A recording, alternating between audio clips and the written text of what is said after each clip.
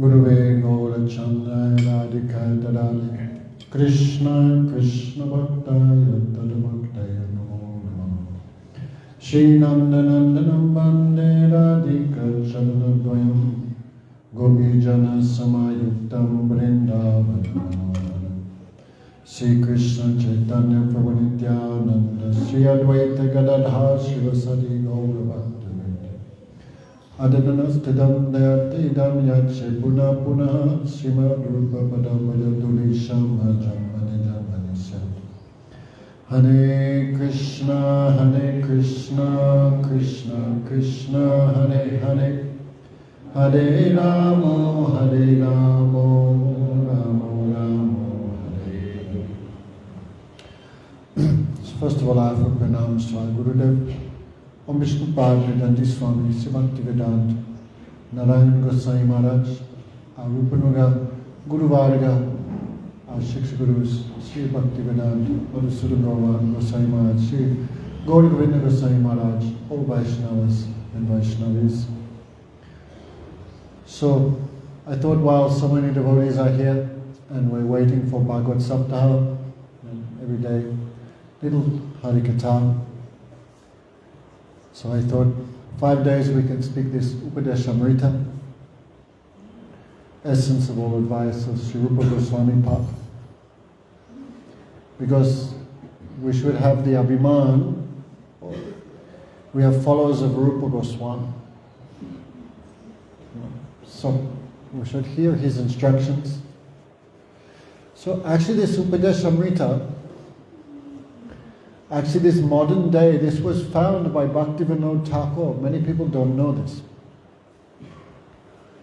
Bhaktivinoda Thakur had wanted to come to Vrindavan, but so many physical sicknesses were there, he found it difficult. So he prayed to Radharani, I'm not praying for you not to make me sick. The devotee never asked Bhagavan to free them from karma or sin. No. What I deserve, I will get. I'm not asking for discount. But devotee prays in any condition I can remember you. But still, Bhaktivinoda Thakur prayed, please just give me some good health, I can come to Vrindavan and after I may be sick. I heard like that. So of course he was a great scholar, district magistrate. He also did many services while he was in Braj. That time there was a gang of criminals who would, that time people had no ATM cards or what to speak of Paytm. People would carry their wealth with them to the holy places. So many people would be robbed, even killed on the way. So Bhaktivinoda Thakur personally arranged for the eradication of these criminal gangs around Vrindavan. At that time, he made friendship with the Goswamis of Radharaman temple.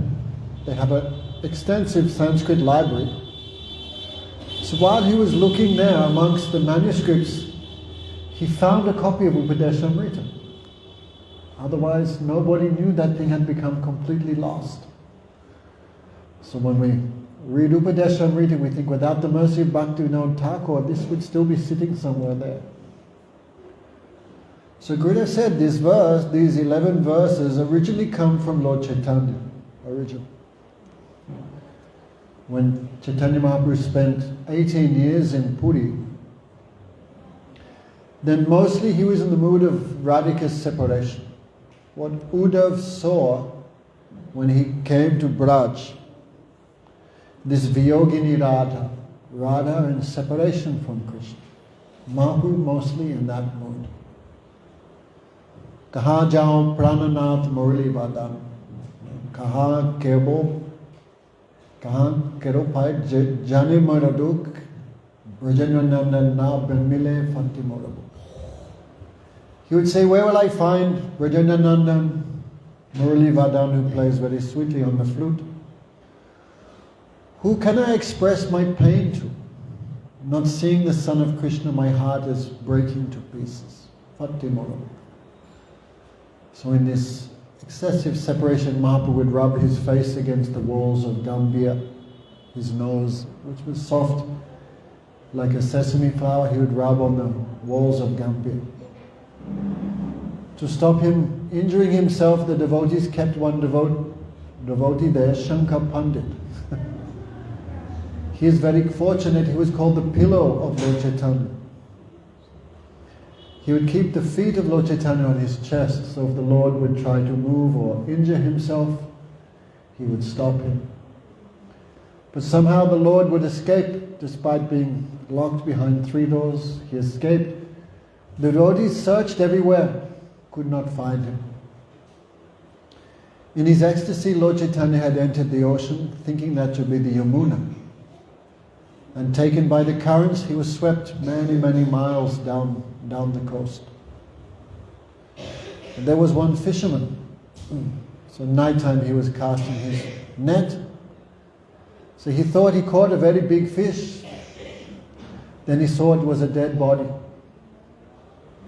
Dead bodies float generally. He tried to get this floater out of his net, but somehow he touched that. But that was Lord Chaitanya. And by touching him, that Prema Bhakti also went in the heart of the fisherman. So that fisherman was maddened. So he was chanting Hare Krishna, Krishna Krishna, Hare Hare. Hare Ram, Ram Ram, Hare Hare. Like a mad person, intoxicated. The holy name was dancing on his tongue. Tunde Tunda Vanirati. We hear. So ordinary fishermen got this prem which even Brahma and Shiva cannot find. So this fisherman was in a maddened state, walking the beach. Then the devotees headed by Swarup Damodar and Rupa Goswami, and they came down the beach, some went this way, searching where is Lord Chaitanya gone. Then they saw this fisherman. He was in an excitable condition. They asked, what happened? He said, I touched this dead body, the dead body of the ghost entered me, I have become mad. So of course when fear of ghosts are there, the holy name is chanted, ghosts run away. What to speak of the name of Prabhu, Bhagavan, even the name of Hanuman, you chant, ghosts run away. So no ghost enters someone and they chant Hare Krishna, Hare Krishna. So Swarup Damodar could understand, Swarup Damodar Goswami could understand the position. This is no ghost, you must have somehow picked up Lord Chaitanya in your net. He said, no. I have seen Lord Chaitanya. Because he lived 18 years in Puri. I have seen him. But this ghost is nothing like him. He's like 20 feet long. Take me to that ghost. So Swarup Damodar, who is expert in all mantras, he slapped the fisherman 2-3 times till he came back to normal. He said, I know some mantra to get rid of that ghost. Generally we have the ghost not of the Maha Mantra but the ghost of Maya. So sometimes the merciful Vaishnavas also, by their slaps removed. So they went, that time they saw Lord Chaitanya. When they saw him, they all began weeping. No breath was coming from his mouth, very long. Because in his ecstasy, the flesh had sort of separated from the joints and he had extended out. Sometimes Lord Chaitanya would become like a pumpkin. Sometimes he would... Guru Maharaj say, why? We never hear of Radhika experiencing these type of ecstatic transformations. But Lord Chaitanya is not Radhika. He's Krishna trying to be Radhika. So Radhika can take this thing. She's made of Mahabhav. But Krishna is not made of that. So when he touched, extraordinary transformations.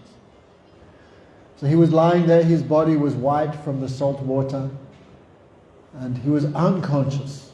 When the devotees saw him, they wept bitterly. That time in a half-conscious position with some foam coming from his mouth, Lord Chaitanya spoke these 11 verses of Upadeshamrita in that symptom of ecstasy.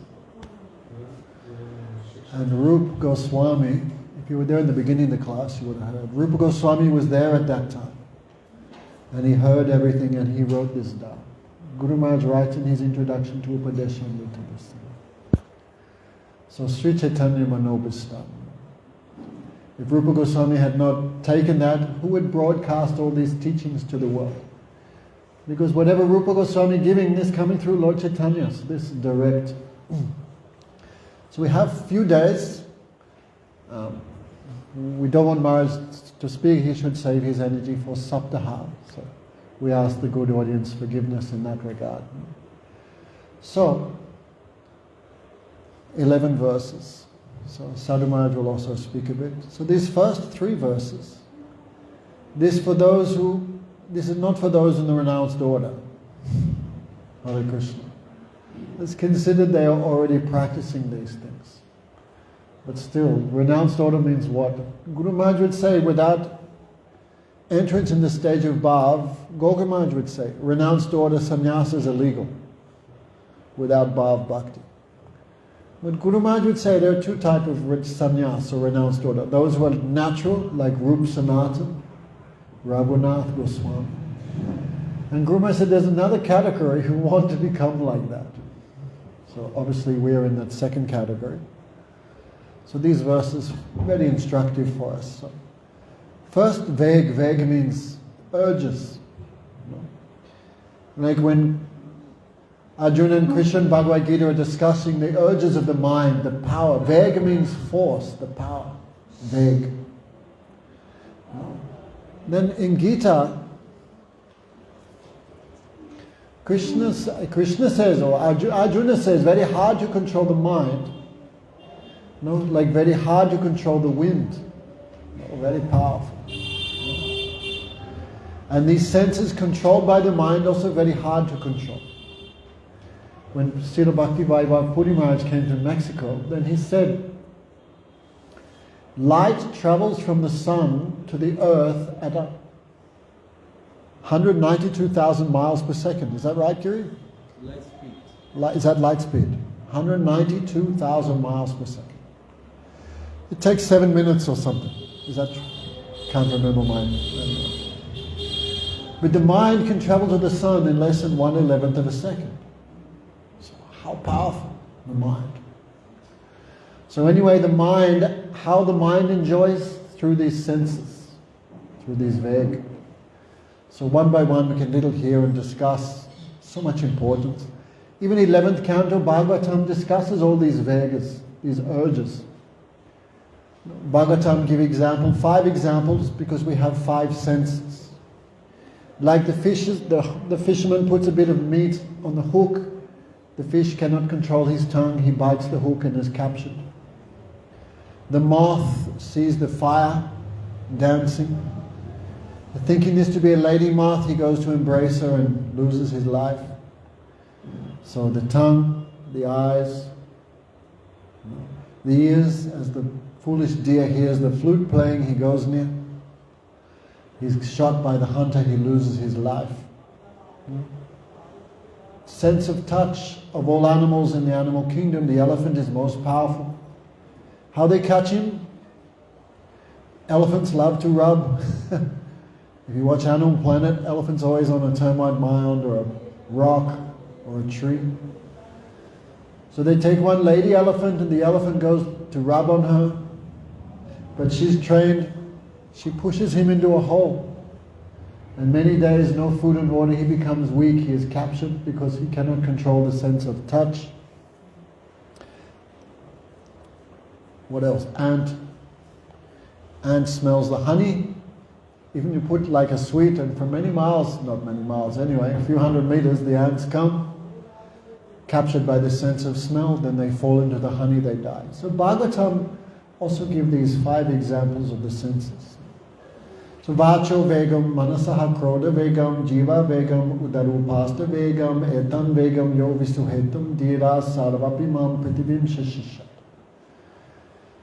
Who can tolerate these? A wise and self-composed person who can control the impetus to speak, the agitation of the mind, the onset of anger, the vehemence of the tongue, the vague, the urge of the tongue, the urge of the belly, and the urge of the genitals.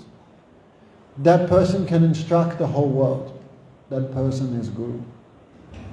And who can do these? Only Vaishnava can perfectly do them. Only Vaishnava. There's no doubt. Like we hear in Chaitanya Charitamrita the story of Haridas Thakur. Especially for a man, woman is the perfection of all sense perception, of sense enjoyment. Form of the woman, the fragrance of the woman, the taste, I guess, of the lips or cooking, the sound of her speech, what else? Touch. So for a woman, for a man, woman is that, like, how do you say, the kendra, how do you say in English? Like all the senses can go and be like enjoy from the opposite sex. And of course for women it's the same. So who can control that controls everything, but who controlled it like Haridas Thakur? Of course the Jnanis also try to become free from these pushings of the senses through mechanical Astanga Yoga, but they cannot be successful because so powerfully the senses run towards their objects. Like there was one Rishi, Subari Rishi, 10,000 years. He think, where can I go where there's no agitation, where there's no Maya? He went in the bottom of the Yamuna. 10,000 years, imagine, 10,000 years under the water, meditating. But even there he ran into trouble in that area where Garuda would come and eat there, catching fish and take. So the fish, being afraid of Garuda, they prayed to Subari Rishi for protection. Subari Rishi cursed Garuda, if you come here your head will crack to 1,000 pieces. So because of this great offense to Garuda, Mahabhagavat, Mahavaishnav, then this Vaishnava ride caused material desire to appear in the heart. So one day, man and lady fish were there. They touched his nose. He opened and saw. Then that desire overwhelmed him like a tsunami. So much lust. After 10,000 years of bottling it up, he went in that area. There was one king named Mandata. Mandata had 50 daughters. Still awake, Damodar? Okay. Normal person, when they start drooling out of the corners of their mouth, they're sleeping, but not Damodar.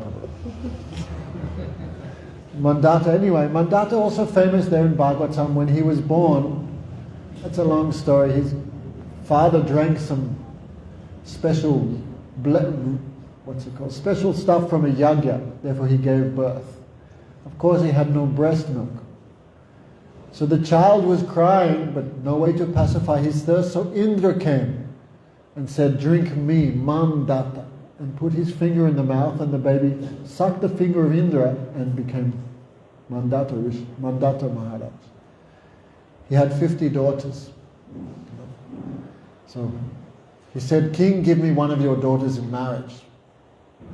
So what king would marry their beautiful young daughter to this old guy? So Mandata, he knew if I decline him, he'll curse me in anger. Because when lust is not fulfilled, anger comes. So he said, my daughters will choose their own husband. He knew no sensible girl will choose this old fellow. So Subari Rishi, using his mystic power, made himself so beautiful, each girl was fighting, I will marry him first. He said, no problem. He made himself into 50 rishis. 50. Each rishi married one girl. With his mystic power, he made some floating mansions with pavilions, lakes, swans, ducks, everything. And he enjoyed like that in the madness, intoxicated by sense gratification for 10,000 years before his intelligence again came. So we see even big rishis fail to control senses. But we see devotees like Haridas Thakur, they crossed everything. Of course we know the story of Haridas Thakur was chanting. One young prostitute was sent by Ramchandra Khan, but Haridas crossed that. But Chaitanya Charitamrita described one day Maya herself. Imagine the personification of Maya. The material energy personified. Giri, that was you. How would you go? Thanks for paying attention. Thank you. Only half an hour a day, just give our minds little, forget the phone half an hour. So we'll discuss all these things. So Maya herself. 3 days she tried to attract Haridas Thakur, could not attract him. That is because the devotees, all senses absorbed in Krishna's seva. You know, the eyes, they see, they're like Ambarish Maharaj, see the form of Krishna. The mind tastes the nectar of Krishna, Bhavanamrita. No, ISKCON in English we say International Society for Krishna Consciousness, but Hindi is very sweet. Antarashtriya Krishna Bhavanamrita Sangha in Bangla. You know? He called Krishna consciousness Bhavanamrita, the nectar of remembering Krishna. Bhavanamrita. Just remembering Krishna gives so much taste. Anyway, so Ambarish Maharaj remembering Krishna, his eyes seeing the deity form. And Ambarish Maharaj is like a sadhak. But still all senses he engaged in Krishna's seva. But Haridas Thakur is more than any sadhak. He is Parshad, associate of Lord Chaitanya. So all senses engaged in Krishna's seva, then no one is more attractive than Krishna. Therefore he's called Skeletor, what's his name? Madan Mohan. Actually, another name, I was just reading this, Bhakti Ratnakar. Radhika's name, Unmadani Mohini. What name of Radhika? Unmadani Mohini. She makes even Madan, Cupid, mad. So, anyway. So one whose mind is attracted by that type of seva, nothing can attract them away from Krishna. So it said all the activities of Haridas Thakur, of the lady to attract Haridas Thakur, this is like someone shouting alone in the forest. No one to hear. But we are not siddhas. Technically speaking, probably most of us are not even sadhaks. No. Gurudev would ask, who is sadhak? What is a sadhak? And when he would give his definition of sadhak, everyone would hang their head. What's the definition of a sadhak? Sadhu Maharaj?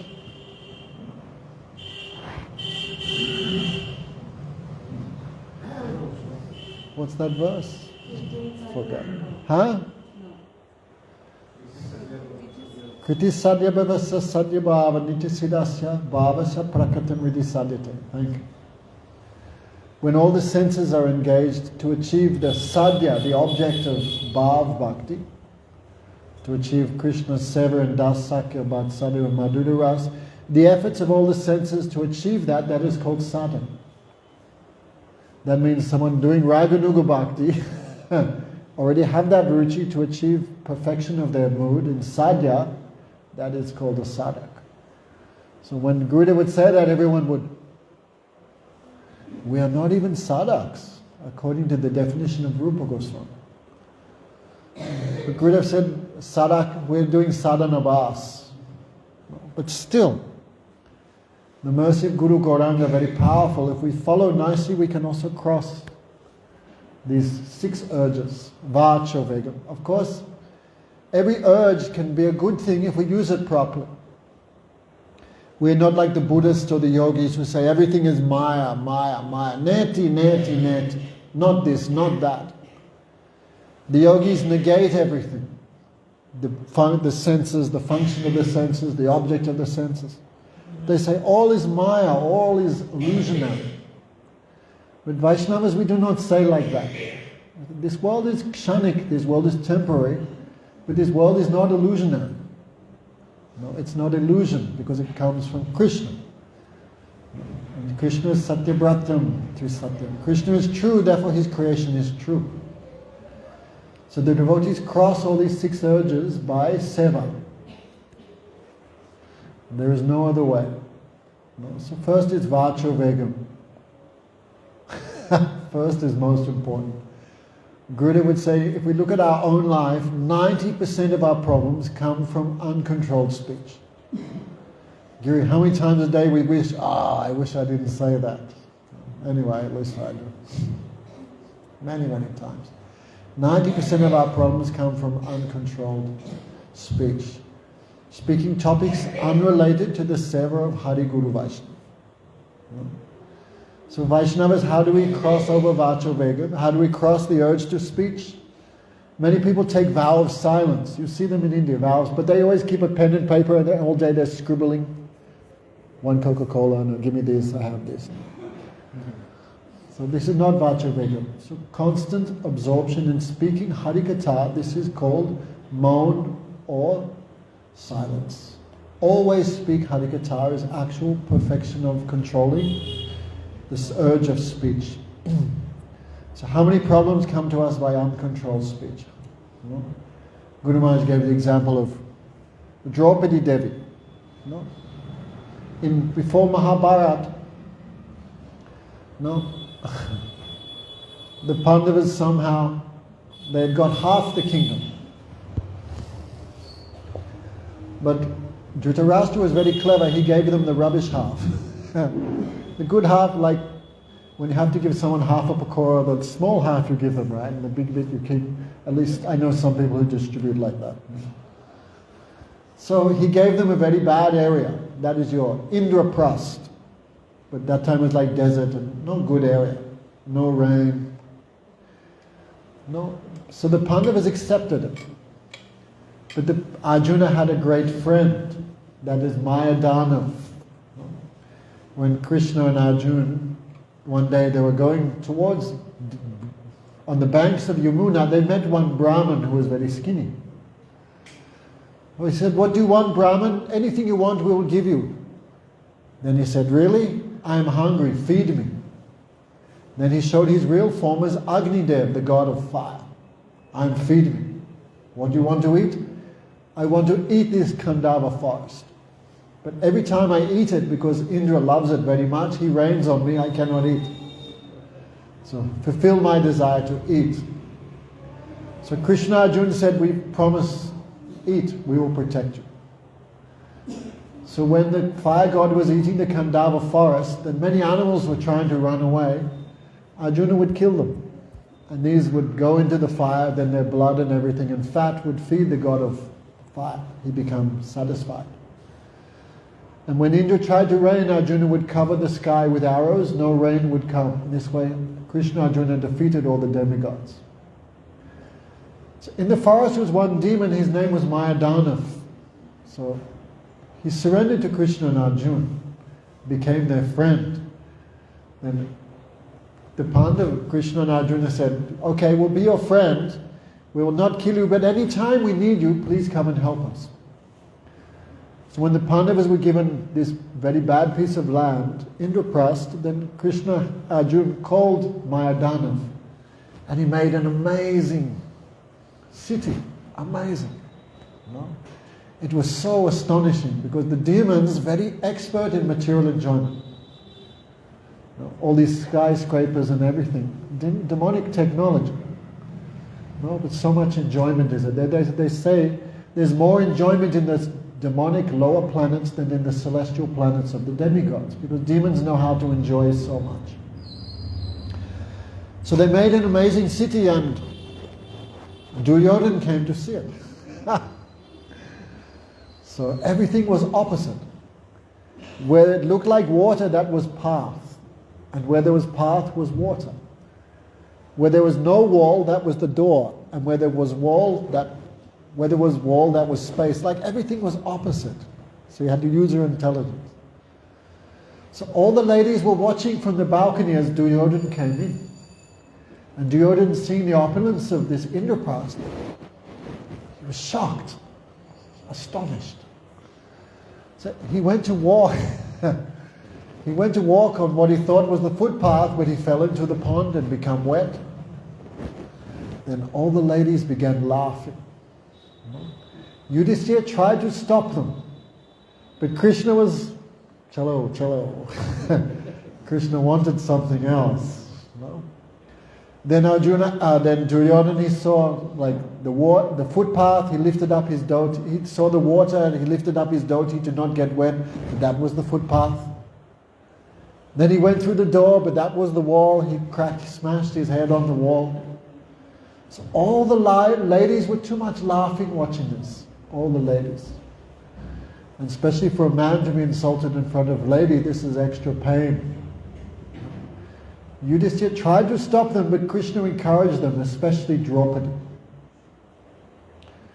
Then Draupadi said, "Oh, it seems the son of a blind man is also blind." Like father, like son. Because Duryodhana's father was Dhritarashtra, who was blind. Like father, like son. This was so much insult to Dhritarashtra, because no problem to criticize someone, but don't criticize their parents. So Dhritarashtra was so angry at Draupadi. "I will take revenge on you." And that's why he tried to strip Draupadi's cloth in the assembly of the public assembly of the Kauravas, which is the direct cause of the Mahabharata. So Guru Maharaj says no. Even though this tongue, it's not like other organs in the body which have bones. This tongue has no bones, so it can go up, down, sideways. You can roll it. You can do anything. I mean, this tongue has no control. And this tongue, Krishna gave 32 security guards. Teeth. Still we cannot control. No? So, which is the best way to control? That is always speaking Harikatha. No? And such a pleasure will come through that. We'll lose interest in speaking other topics. Especially, I'll finish now, but Saraswati Thakur, so much fond of speaking Krishna Katha. So much fond. So the doctor said, "Do not speak so much, it's not good for your health." So he was controlled in this way. But he not felt happy by that. So when the disciples would ask, "Gurudev, how are you?" He says, "I only have one problem in life, I am not able to speak Krishna Katha." That is my only problem, my only distress. So, Vacho Vegam, the mind is very powerful, how to control the mind. We'll hear something from Pujapad Sadhu Maharaj. Go Premanandi.